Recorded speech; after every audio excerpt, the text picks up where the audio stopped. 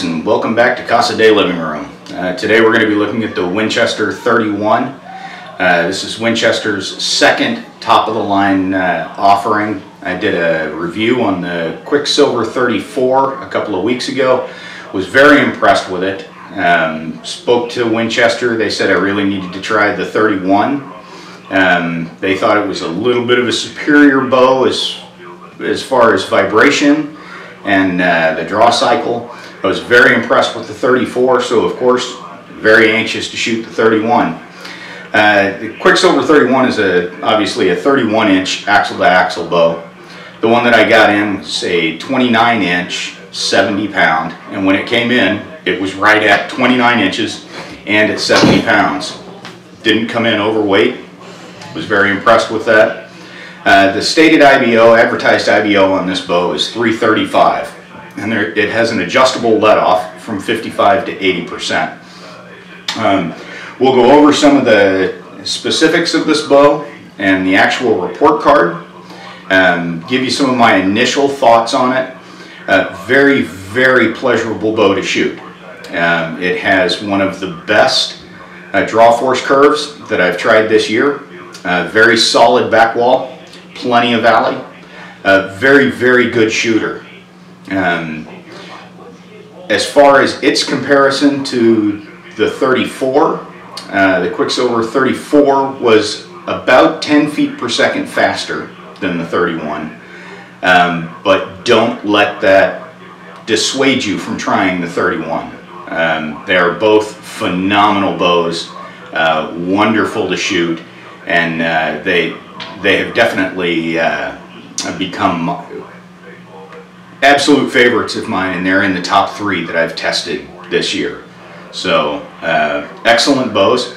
Why don't we get to some footage? I'm going to show you a little bit shooting without a stabilizer, then I'm going to shoot with a stabilizer, then we'll come back and I'll go over the report card with you and give you the final score. So let's get to some shooting.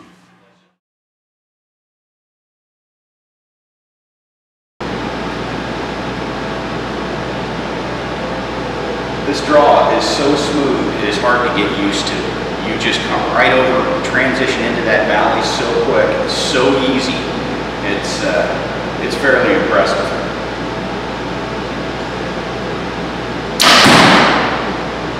See just a slight lower limb kick on that? There's no vibration at all. I mean, I am not feeling anything at all with this bow. Pretty impressive. I've actually been shooting this for a little over a week now, and very, very impressed with it.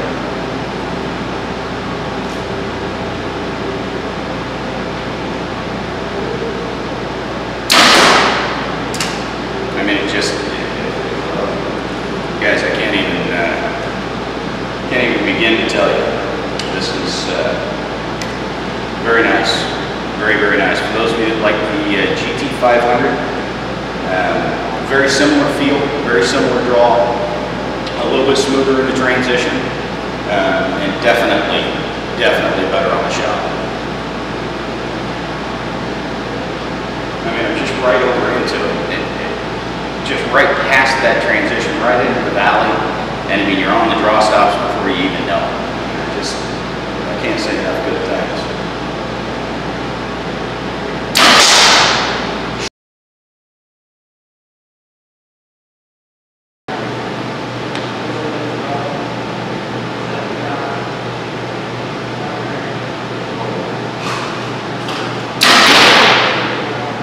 Nothing.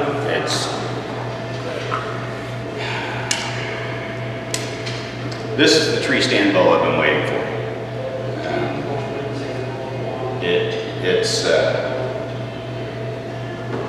I don't even know how to describe it, guys. This thing is this is a wonderful little bow.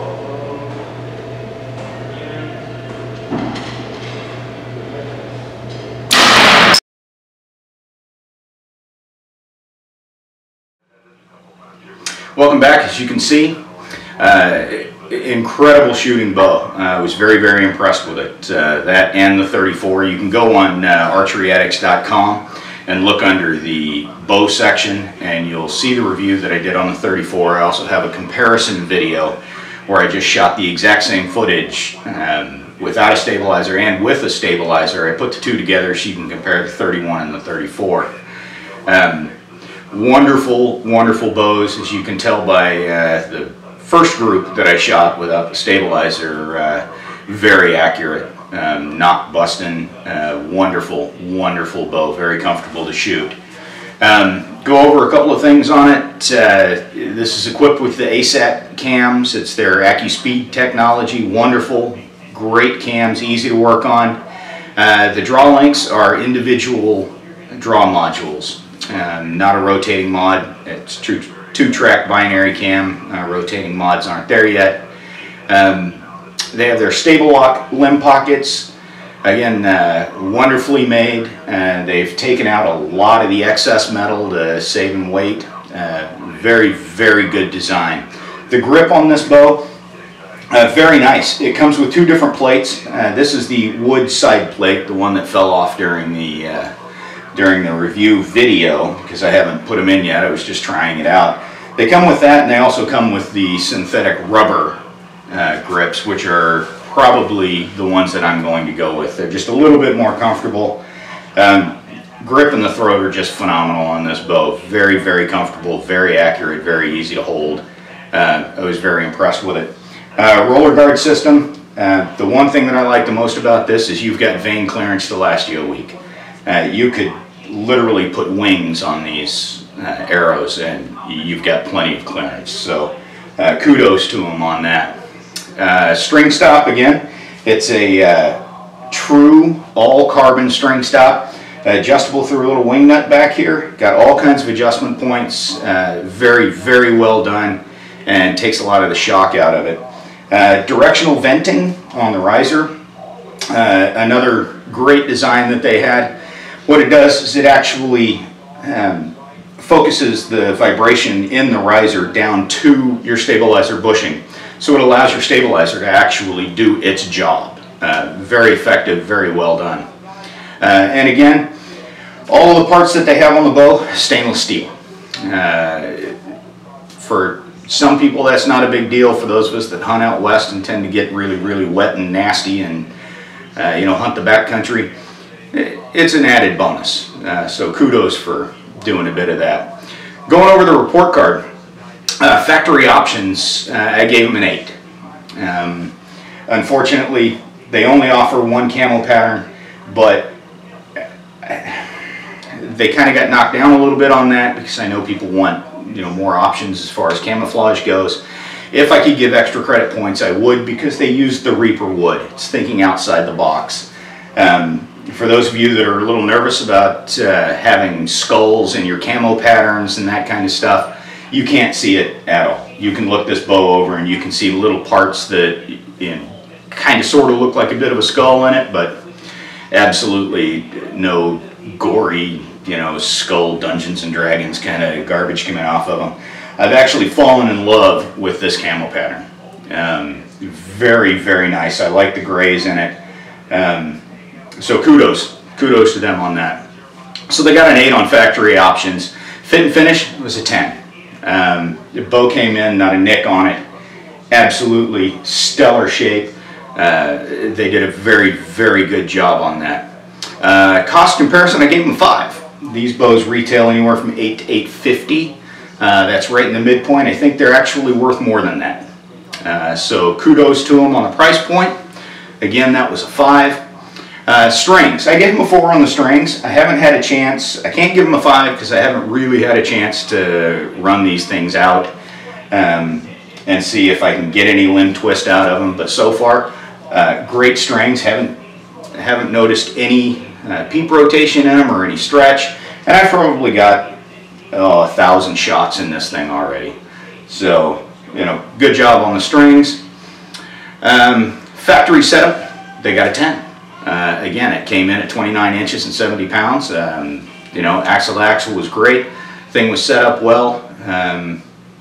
So there wasn't any smoke and mirrors as far as adding 3/4 of an inch to the draw length or jacking it up to 74 pounds. was wonderful. Draw cycle, they get a 10. This is, again, it's my opinion on this, but this is the ultimate draw cycle for me. It's not firm, but it's not mushy either. I like to feel a little bit of weight in the draw, but not too much. There are some bows out there that stack up super quick, and I'm just not real comfortable with that, and that is my preference. This one is smooth throughout the entire draw cycle, from beginning to end. It transitions into the valley absolutely flawlessly, comes into a just incredible back wall. Really like this bow. Don't know if you can tell.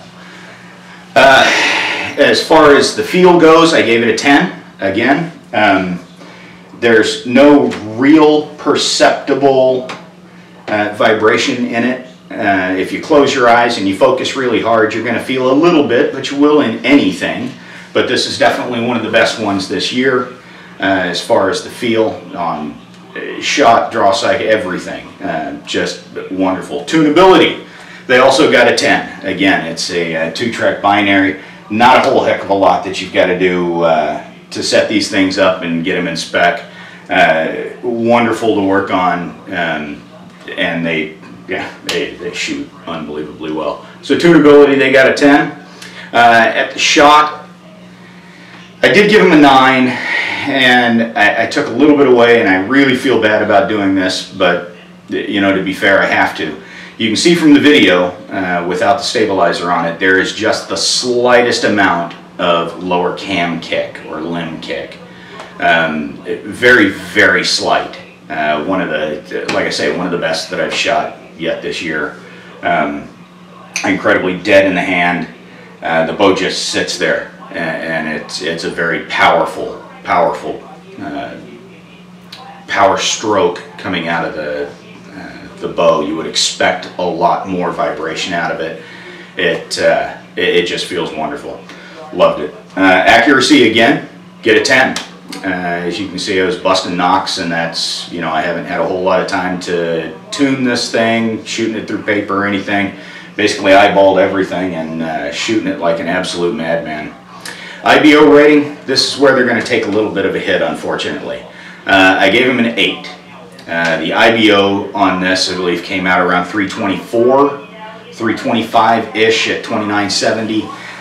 Not horrifically bad, but it is a little bit under the stated IBO. So naturally I had to take a couple of points off for that. Overall, the score was a 94. Very good score. Wonderful bow. Parting comments would be whatever negatives I can find in this bow, I seriously had to look for hard. It is a very well made bow.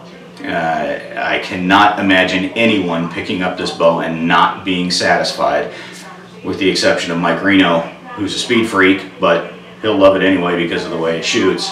Phenomenal bow. I just absolutely love it. It is, like I said, there are 3 bows that are out this year. This one, the Quicksilver 34, and one other that are absolutely my tops, and at any point in time I could pick up any one of the 3 and be equally happy with their performance. So that's what I have for you. You can look me up on archeryaddicts.com on DOA Guide. If you have any specific questions, shoot me a private message, shoot me an email, or start a thread. Ask the questions and make sure to get them answered. So that's all I've got for you. Thanks for watching, and we'll see you on the next review.